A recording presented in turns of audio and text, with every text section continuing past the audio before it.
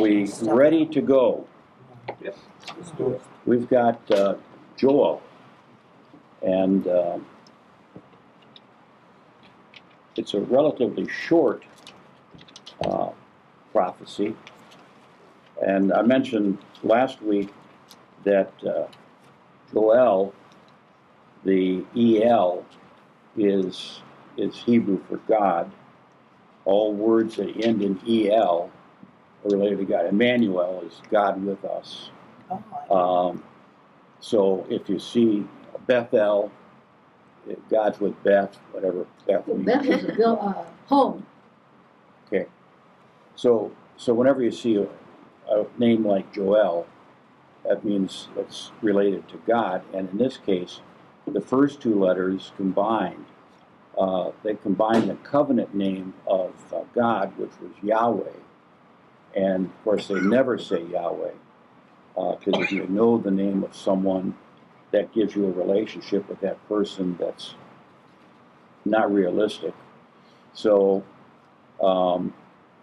this has been, Joel has been translated as one to whom Yahweh is God, or a worshiper of Yahweh. So that's where the name comes from. Now there are some very interesting things about Joel.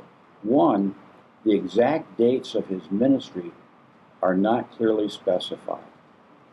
It's one of the more ambiguous books in the Bible, primarily because there's no reference to a king. This is addressed to the southern kingdom, but there's no context in which the king of Judah, reigning at the time of Joel's message, is named. He just, we assume was somewhere around 800 BC, but we just don't know. We do know it's addressed to the southern kingdom, and it was a prophecy that was known at the time of the apostles. We'll talk about that as we get into chapter 2. But it is also a book that has a lot of plagues and bad things that tend to be used by televangelists to prove that Jesus is coming. So, Kathy, while us away with this prophecy. The word of the Lord that came to Joel, the son of Pethuel. Hear this, you elders. Give ear, all the inhabitants of the land. Has such a thing happened in your days or in the days of your fathers? Tell your children of it, and let your children tell their children, and their children to another generation. What the cutting locust left, the swarming locust has eaten. What the swarming locust left, the hopping locust has eaten. What the hopping locust left, the destroying locust has eaten. Awake, you drunkards, and weep, and wail, all you drinkers of wine, because of the sweet wine.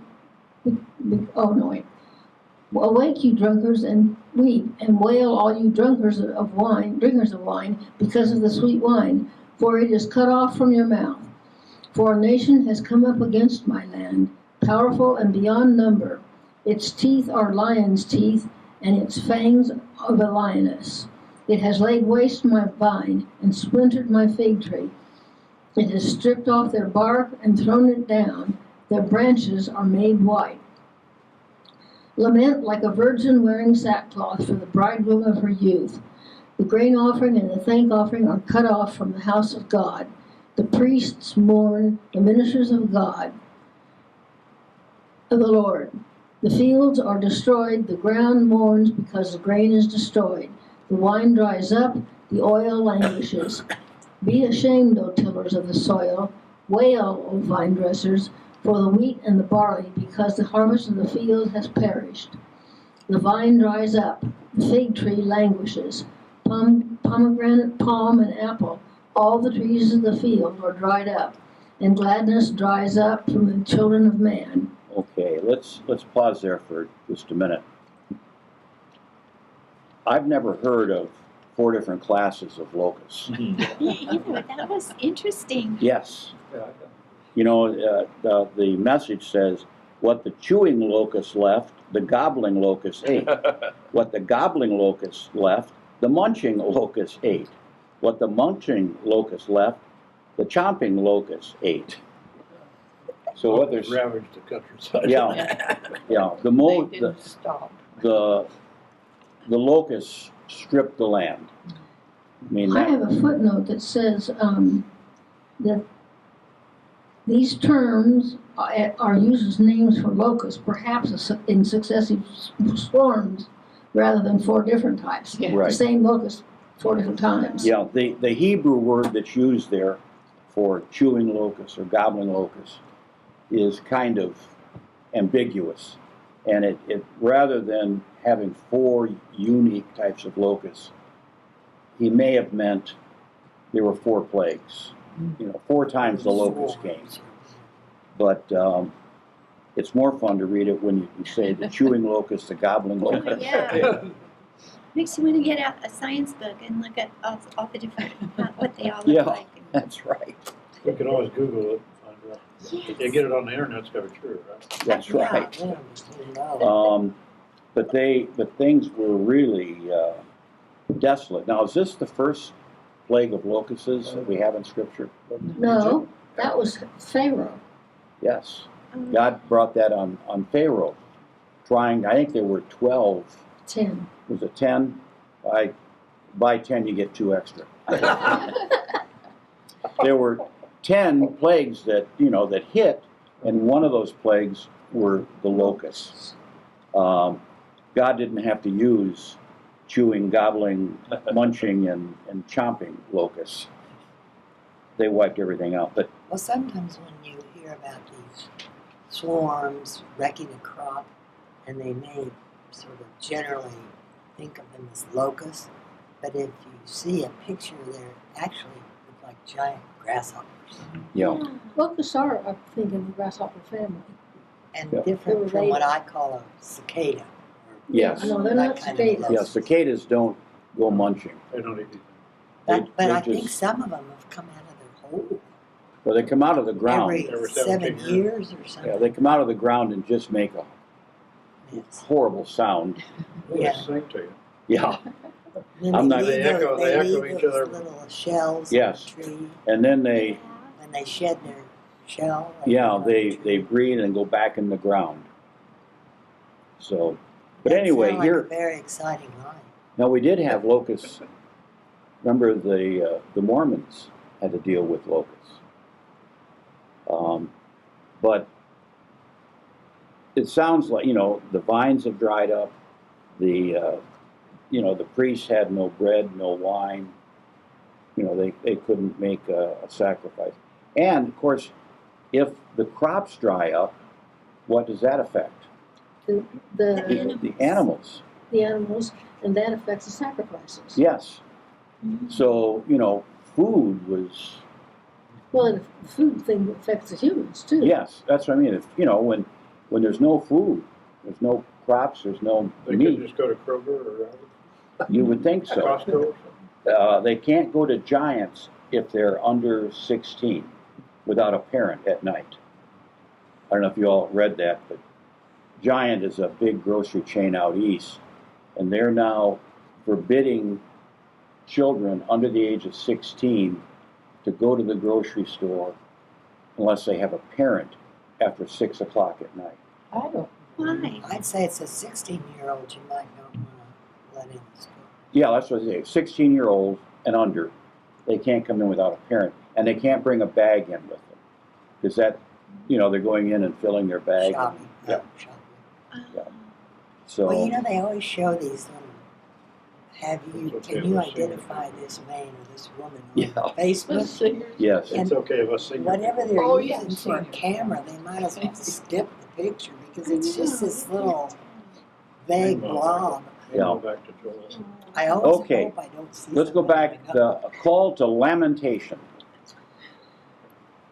Put Let her on rip. sackcloth and lament, O priests. Wail, O ministers of the altar.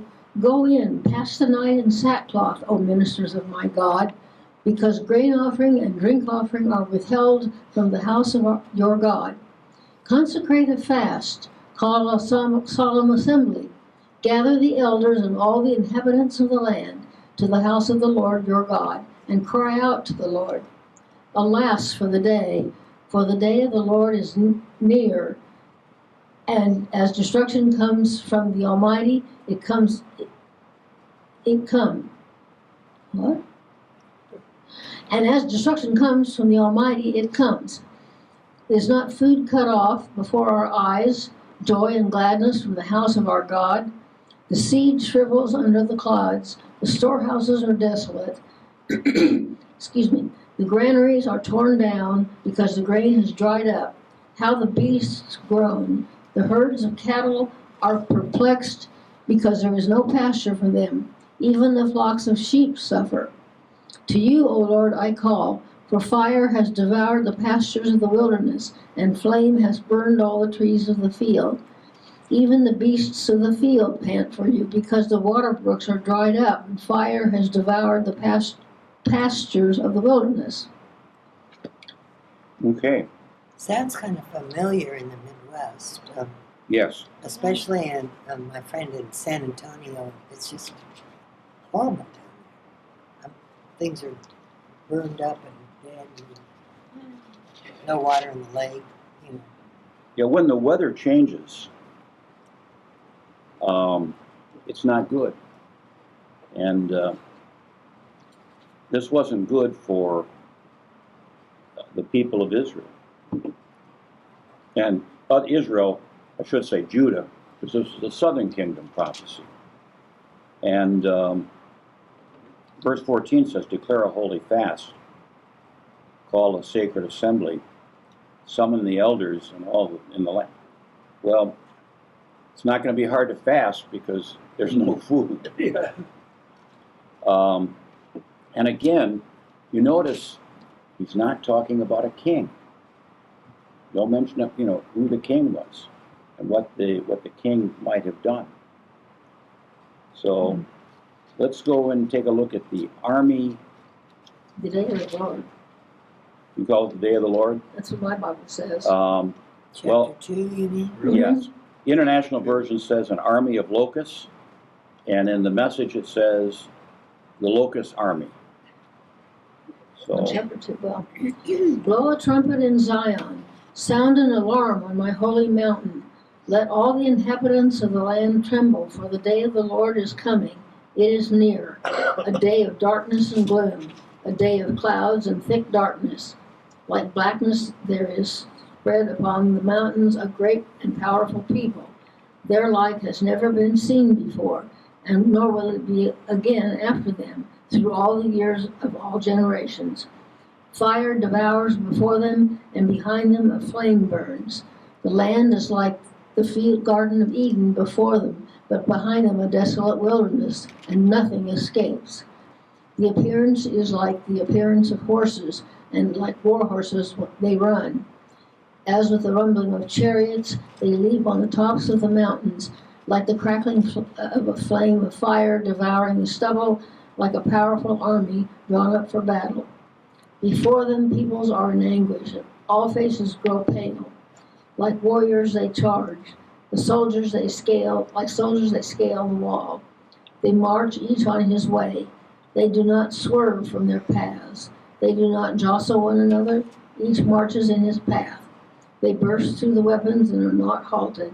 They leap upon the city. They run upon the walls. They climb into the houses. They enter through the windows like a thief. The earth quakes before them. The heavens tremble. The sun and the moon are darkened, and the stars withdraw their shining. The Lord utters his voice before his army, for his camp is exceedingly great. He who executes his word is powerful. For the day of the Lord is great and awesome. Who can endure it? I have a break there. okay. That's at the Lord's answer coming up. Mm-hmm. You can see how Joel becomes part of a prophecy for some of the televangelists and people who are looking for, how do we know when the end is coming? You know, when it starts, blow the trumpet in Zion, sound the alarm on the holy hill. Let all who live in the land tremble, for the day of the Lord is coming. It is close at hand. And we don't know the exact date this was written, but I don't think 2,500 years later, it's the same trumpet that we're hearing. But all who live in the land tremble.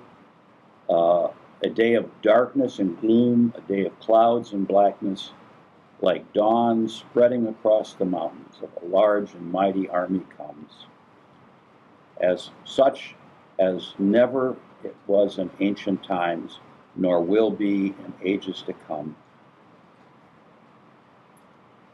My footnote says, locusts and armies have an analogous appearance, movement, and sound. Both are used by Joel to capture the presence of the ultimate powerful army. Mm-hmm. The locusts are like little soldiers destroying.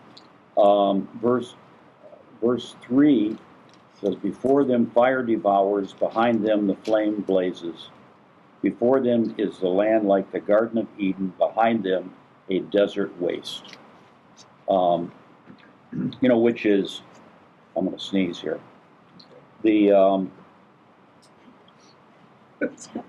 I've heard that mentioned, one of the Pentecostal type preachers in California. You know, California has been inflicted with a lot of land fires. You know, saying, this is the prophecy of the Lord. The fire is consuming the homes of the unrighteous. Well, That's kind of mean. yeah. I mean, I'm not fond of a lot of those Hollywood movies, but I don't think the Lord is sending down flames to burn up the producer's home. A lot of innocent people get hurt with that.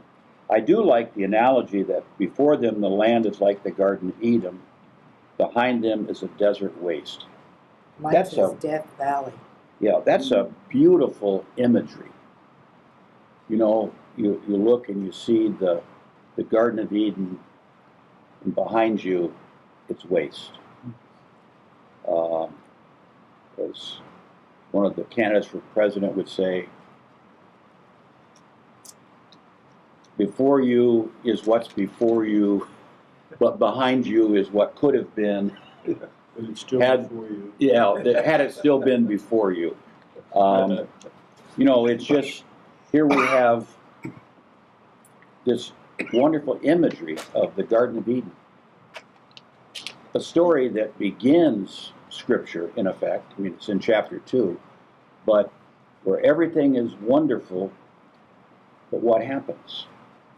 The people screwed it. Adam and Eve screwed it up. Adam and Eve ate the apple, and they were forced to live with their in-laws for a while.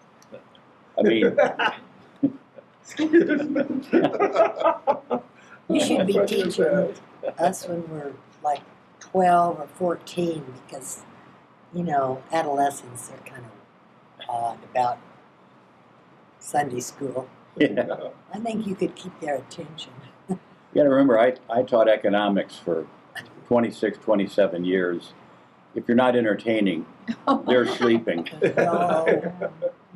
This reminds me of the Little House on the Prairie books by Laura Ingalls. Oh, I love them. Oh, yeah. In one of them, she describes the grasshopper invasion. Yeah. And she describes it so well you can almost hear them eating. She talks. Yeah. They go up the house, they go in the windows, they go all the way, and they're all marching eastward, I think. And she wondered, how did they all know to march the same way? But it sounds just like that. Were they chewing locusts, gobbling locusts, munching locusts, or chomping locusts? I don't know. They must have been all of them. She said you could, in the story, you walk outside and they just cling to your clothing. You Yeah. have to shake your clothes off. But if you left a window open, they go right in and Oh, yeah. go clear across and out the other side. You know why they were attacking Fascinating. the house? Wood. Well, you know where they stored their grain for planting the next year? Was Was it in the between the house. walls? They put it Wall. between the walls. They used it as Yeah. insulation. And so the locusts are coming in, and One of the stories, they're all suffering and they go into town and the guy unplugs the house, not home, and out streams the stored wheat. Yeah, our grandparents, when they first came here, they built a house, and one half they lived in, the other house they had grain. And they didn't just have one child, they had several. yes, So, did you know? Oh, did Great. so, if you have a daughter, or perhaps even a granddaughter, you learn a lot about Little House on the Prairie. Yeah, Oh yeah, I mean, must have read it it's so not many just- times. If you have girls, Yeah, Charles has read them all. yeah, well, but Christina has really, she drove it in the ground. Yeah. And we were in South Dakota, we had to go out of our way to Oh yes. Laura Ingalls Wilder's final yeah. home. yeah, Yeah. which is really disappointing. Well, It was, but, okay, It let's, doesn't look like anything that I remember reading about her no, or in a no. movie or in a TV show. And are we at the verse 28? Verse 12. Oh, verse 12, I'm pushing it. Okay. Huh. You want to get through, Yeah. Yet even now, declares the Lord, return to me with all your heart, with fasting, with weeping, and with mourning, and rend your hearts and not your garments. Return to the Lord your God, for he is gracious and merciful, slow to anger, and abounding in steadfast love, and he relents over disaster. Who knows whether he will not turn and relent and leave a blessing behind him, a grain offering and a drink offering for the Lord your God. Blow the trumpet in Zion, consecrate a fast, call a solemn assembly, gather the people, consecrate the congregation, assemble the elders, gather the children, even the nursing infants. Let the bridegroom leave his room and the bride her chamber. Between the vestibule and the altar, let the priests, the ministers of the Lord, weep and say, spare your people, O Lord, and make not your heritage a reproach. Excuse me. A byword beyond the nations. Why should they say among the peoples, where is their God? The Lord had pity.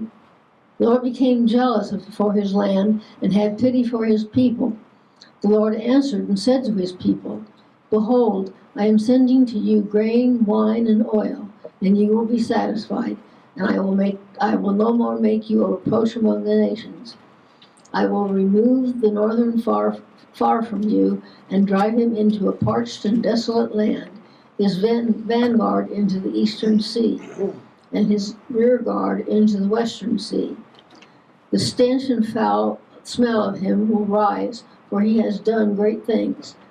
Fear not, O land, be glad and rejoice, for the Lord has done great things. Let me pause you just for a minute there, because both of my translations that I look at talk about, driving the northern horde from you. The eastern ranks will drown in the Dead Sea. The western ranks in the Mediterranean Sea. Your translation doesn't specify, No. Let's see. and that's in verse 20. Yeah, I was looking at my footnotes. Yeah, I'm trying to figure out where the stench came from. Yeah, it says Eastern Sea, Western Sea, the Dead Sea, and the Mediterranean. yeah, I knew the West Sea was Mediterranean, but I couldn't quite figure the East Sea out. yeah. The half of them will end up in the Dead Sea, the other half in the Mediterranean. There they'll rot, a stench high to heaven. So that's where the smell comes from.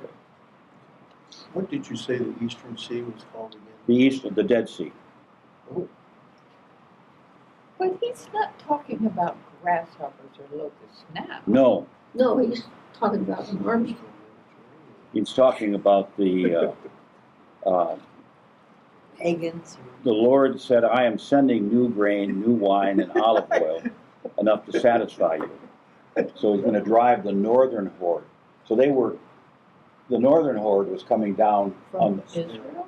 well, Israel had been conquered by this time.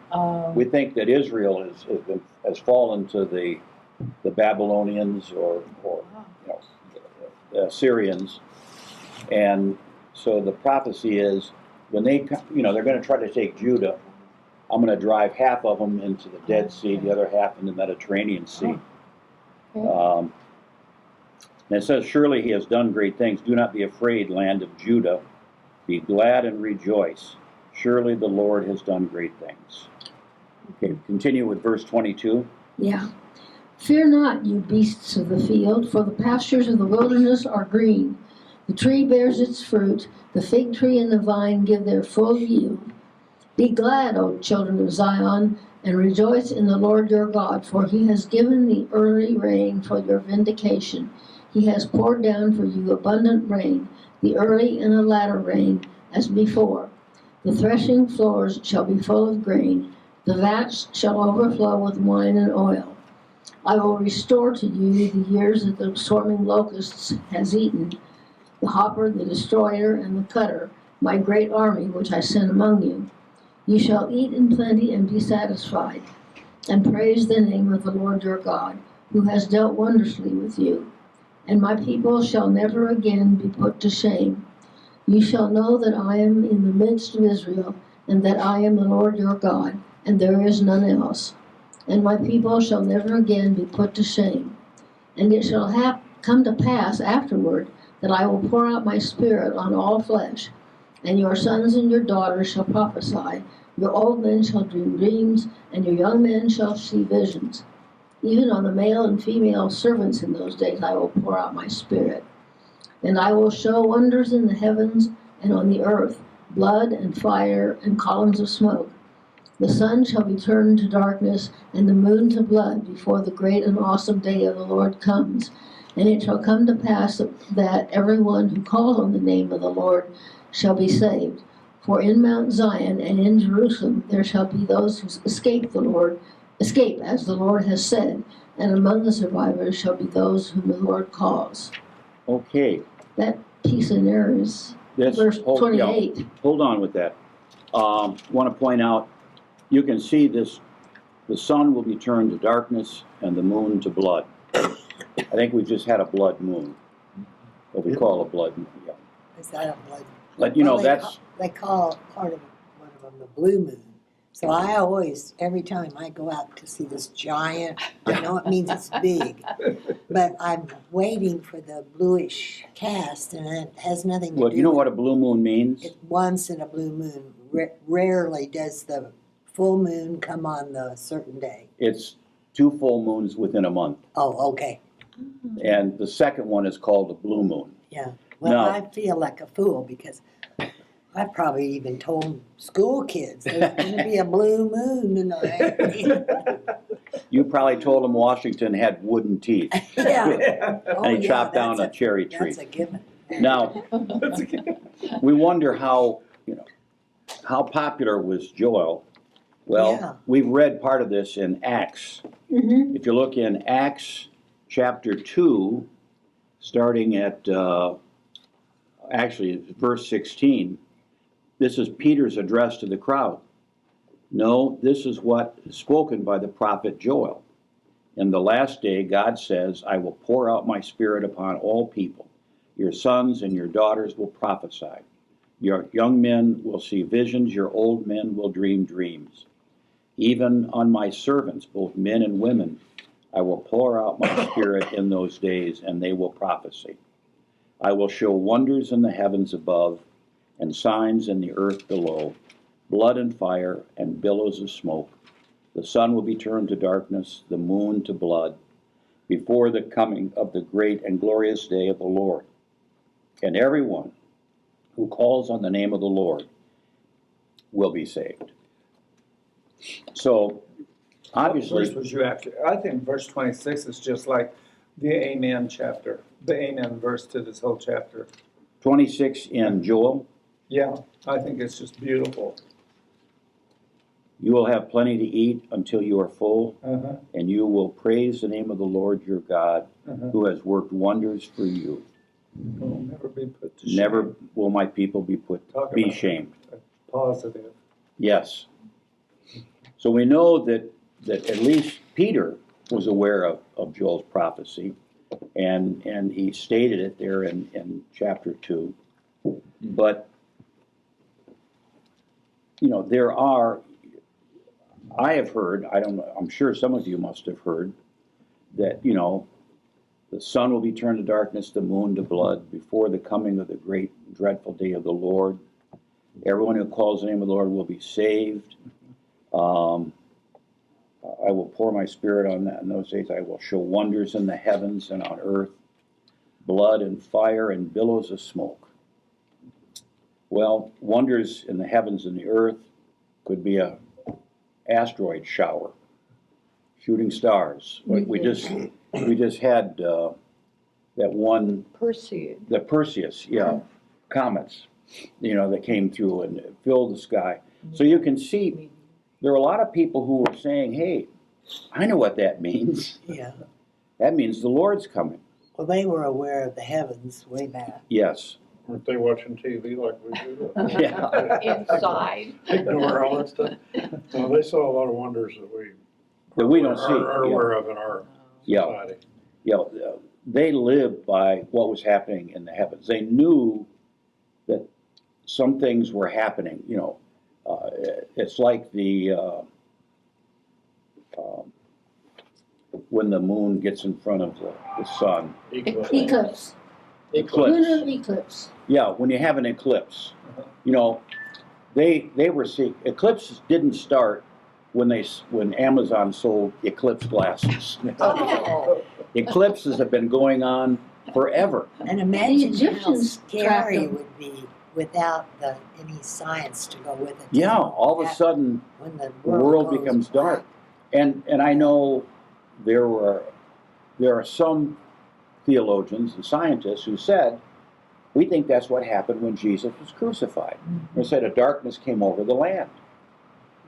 Well, That could happen. yeah, the sun gets blocked out. I mean, it doesn't get perfectly dark, but you can tell that the light is gone. I remember we had an eclipse of the sun when I was in seminary, and I was walking home from the office. I'd just gone in and paid our apartment rent, and all of a sudden, you know, the street lights are coming on.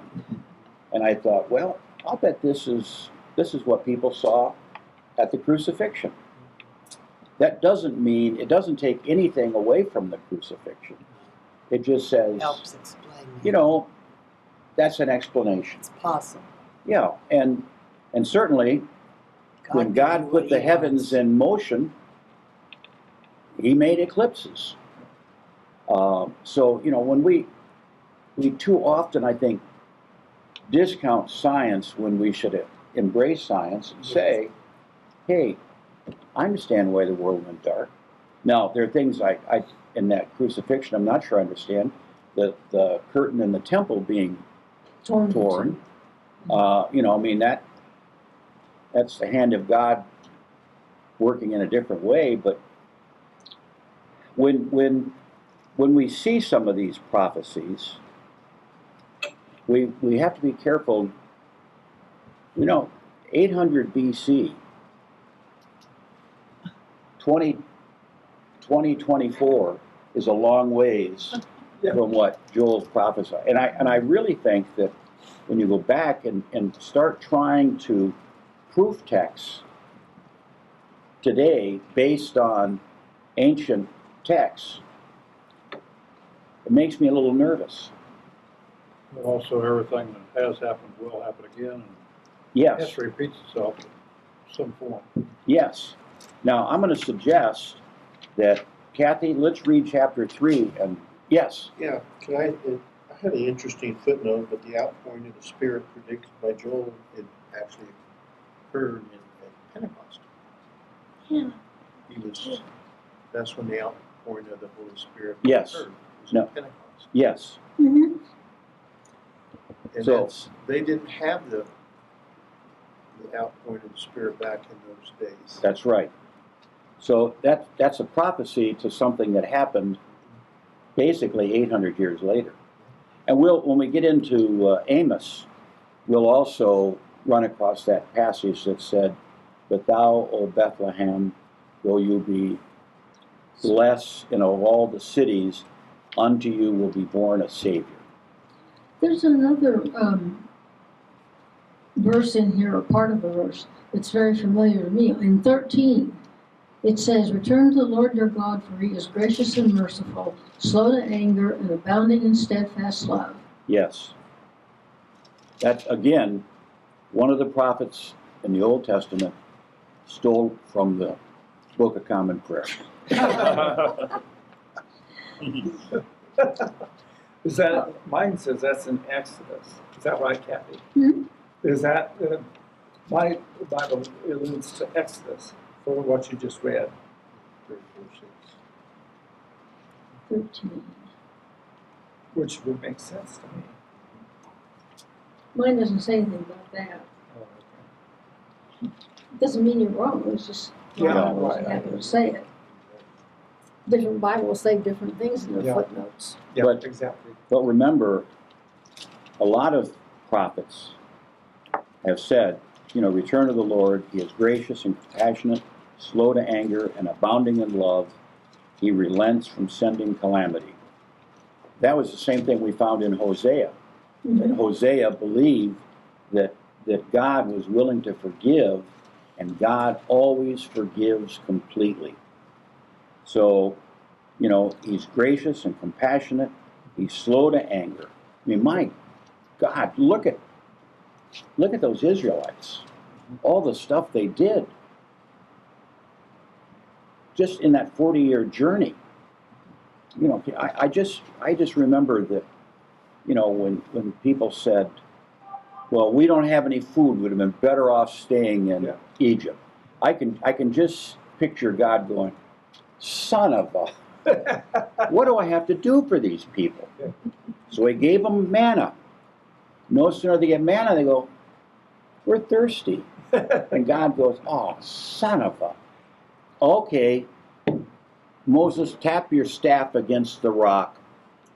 I mean, it just seemed like God was very patient with those people. And I think God has been pretty patient with me in my life. Probably with all of us. I mean, there's some stuff I'm sure I did that if I were God, I would have said, oh, no, you're not getting forgiven for this. That's beyond the pale. Yeah.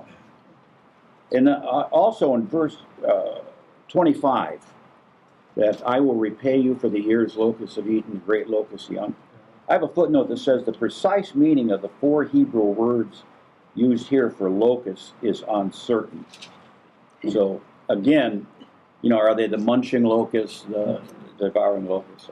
Let's do chapter 3.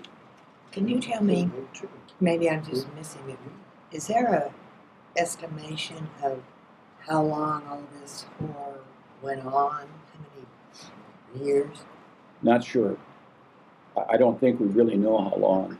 You know how people go back, See, the ones that study the history of if we everything. could have had some kings of Judah, It would, we then would know. But what we have now is a prophet who is just giving prophecy. freewheeling. Yeah, but no timeline. Hosea talks about specific kings. Amos will talk about specific Right, kings. I can see where we need that. Yeah, we have no frame of reference here. I think the only reason we know it's Judah is because he's talking about priests, and that would mean the temple, which would mean the Judah. Well, and he does say the word Judah in here, so, Yeah. but Okay. For behold, in those days and at that time, when I restore the fortunes of Judah and Jerusalem, I will gather all the nations and bring them down to the valley of Jehoshaphat, and I will enter into judgment with them there on behalf of my people and my heritage Israel, because they have scattered them among the nations and have divided up my land and have cast lots for my people and have traded a boy for a prostitute and have sold a girl for wine and have drunk it. What are you to me, O Tyre and Sidon, and all the regions of Philistia? Are you paying me back for something? Are you paying me? If you are paying me back, I will return your payment on your own head, swiftly and speedily. For you have taken my silver and my gold, and have carried my treasures into your temples. You have sold the people of Judah and Jerusalem to the Greeks, in order to remove them far from their own border. Behold, I will stir them up from the place to which you have sold them, and I will return your payment on your own head. I will sell your sons and your daughters into the hand of the people of Judah, and they will sell them to the Sabaeans, to a nation far away, for the Lord has spoken. Proclaim this among the nations. Consecrate for war, stir up the mighty men. Let all the men of war draw near. Let them come up. Beat your plowshares into swords and your pruning hooks into spears. Let the weak say, I am a warrior. Hasten and come, all you surrounding nations, and gather yourselves there. Bring down your warriors, O Lord. Let the nations stir them up, and come to the valley of Jehoshaphat. For there I will sit to judge all the surrounding nations. Put in the sickle, for the harvest is ripe. Go in, tread, for the winepress is full. The vats overflow, for their evil is great. Multitudes, multitudes in the valley of desolation. For the day of the Lord is near in the valley of decision. The sun and the moon are darkened, and the stars withdraw their shining. The Lord roars from Zion and utters his voice from Jerusalem, and the heavens and the earth quake. But the Lord is a refuge to his people, a stronghold to the people of Israel. So you shall know that I am the Lord your God, who dwells in Zion, my holy mountain. And Jerusalem shall be holy, and strangers shall never again pass through it. And in that day the mountains shall drip sweet wine, and the hills flow with milk. And all the stream beds of Judah shall flow with water, and a fountain shall come forth from the house of the Lord, and water from the valley of Shittim. Egypt shall become a desolation, and Edom a desolate wilderness, for violence done to the people of Judah, because they have shed innocent blood in their land. But Judah shall be inhabited forever, and Jerusalem to all generations. I will avenge their blood, blood that I have not avenged, for the Lord dwells in Zion. Okay. This is part of that Judah will be inhabited forever in Jerusalem through all generations. There are a lot of prophecies, or current prophets who say they've gone back to Jerusalem, to Israel. That means the Lord is coming. Mm-hmm. There's another passage here that ought to be familiar.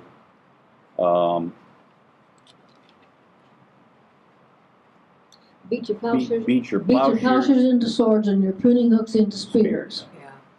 That's United Nations. That's on the statue in front of the United Nations. But somewhere else in one of the other prophets it says just the reverse. Beat your swords into plowshares and your spears into pruning hooks. But it's like the opposite. I don't remember which prophet it is right now, but somewhere one of them says the Yeah. opposite. So plagiarism was popular during this time. So you can see it's just impossible to pick when Joel was prophesying. Again, no reference to a king. The only reference we have here is this Jehoshaphat, and that's only about jumping. So, There was a king Jehoshaphat, I think. well, I'm sure there was at some point, but that's not the king. I think that Jehoshaphat just is a reference to a king, not a Yeah. specific king. Which See, there was none in plowshare. there was none in 10, Judah. 3, 10. Well, there is a Jehoshaphat, and he's listed as a good king, but that was early in so the reference may be, we had a good king, things ought to be like it was when he was king. So anyway, we finished up with Joel, and now we're going to go into Amos, who is really one of my favorite of the minor prophets. Could I ask, on this, the plow and the hose and all of that, is he talking I mean, he's not talking to God's people, he's talking to the pagans to get ready for war? I don't understand. Which I'm not sure. Well, he says, hurry up, pagans, Yeah, get ready. okay, and so who are they going to be fighting? That's what I don't understand. Oh, like 13. It starts verse 9. Okay. I'm just lost. I can't pin that down. Yeah, that beat your plowshares into swords is the opposite of what's on the United Nations. Right, yeah, right. Come quickly, all you nations from every side, and assemble here. Bring down your warriors, Lord. Let the nations be roused. Let them advance into the valley of Jehoshaphat. For there I will sit to judge all the nations on every side. And he said, So- it says at the 9, announce this to the godless nations. Yeah. Prepare Yeah. for battle. So it sounds like, you guys have been bad. We've sent the locusts, but if you turn to the Lord, here's what will happen. The Lord will conquer you. Oh, The Lord will bring peace to Judah. get ready. Yeah. So he's telling the other countries, get ready. We've suffered and we've been weak, but we've turned to God now. And we're going to be strong and we're coming after you. So, all right. Amos, next week. Thank you. Thank you all. Thank you.